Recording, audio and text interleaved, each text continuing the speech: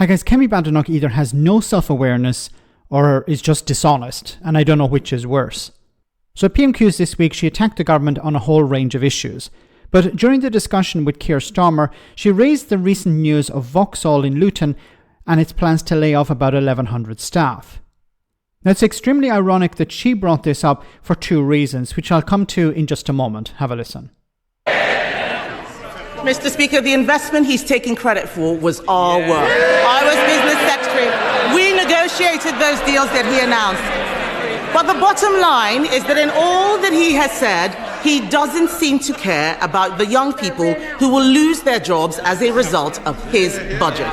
Perhaps he can show more concern for the 1,100 people who found out yesterday that they could lose their jobs at Vauxhall's plant in Luton.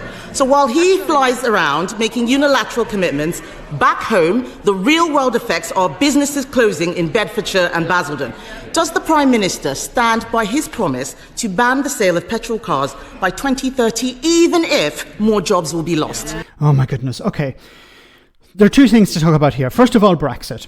And this has been raised, this issue been raised by a Brexiteer.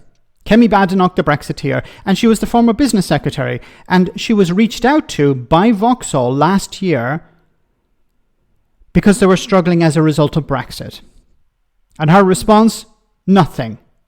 So you can't turn around now and complain about people who've lost their jobs as a result of Brexit. Now, Brexit isn't the only thing, but because of Brexit, it's deeply impacted the car industry in the UK because it has pretty much eliminated just-in-time operations. It has made it more expensive to import the goods you need to build the cars. And of course, there is the issue of selling electric cars into the single market and electric cars into the single market. Now, the other issue, of course, is the electric vehicles themselves. The auto industry in Europe, in the UK, and in the US to a certain extent, is broken. The model they're built on, the model they're using is broken, the business model, because it relies on expensive vehicles, pretty good margins when it comes to the sale of these vehicles, or used to anyway, and of course, maintenance.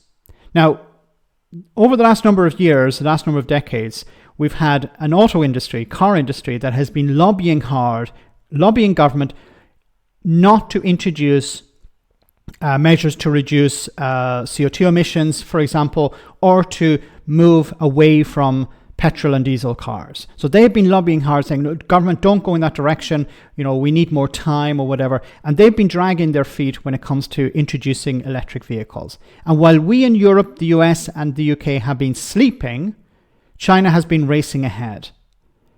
And now they're at a stage where they're able to produce electric vehicles cheaper than petrol and diesel cars. And we're trying to play catch up. And we can't play catch up at this stage because if China is able to produce electric cars, and this was the business model in the past, the car manufacturers in Europe, the US and the UK believed what we can do is we can just continue to produce electric cars on the side, but continue to produce petrol and diesel cars, and we can maintain this model for the foreseeable future, and we'll be okay, and gradually move away from that. But with the introduction of a lot of Chinese vehicles which are high quality and low cost, it's very difficult for European manufacturers to continue to sell their cars. So I think we're going to see a massive shift. Now, unfortunately, we have politicians arguing over the rhetoric. What you should be seeing in Parliament is all the political parties coming together and deciding, okay, what do we do now? We can't go backwards. We have to look forwards. Do we support our industry?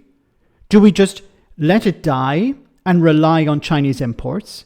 Do we try to work out some sort of deal with China? Do we try to enter the Chinese market, support British industry in the Chinese market? What do we do?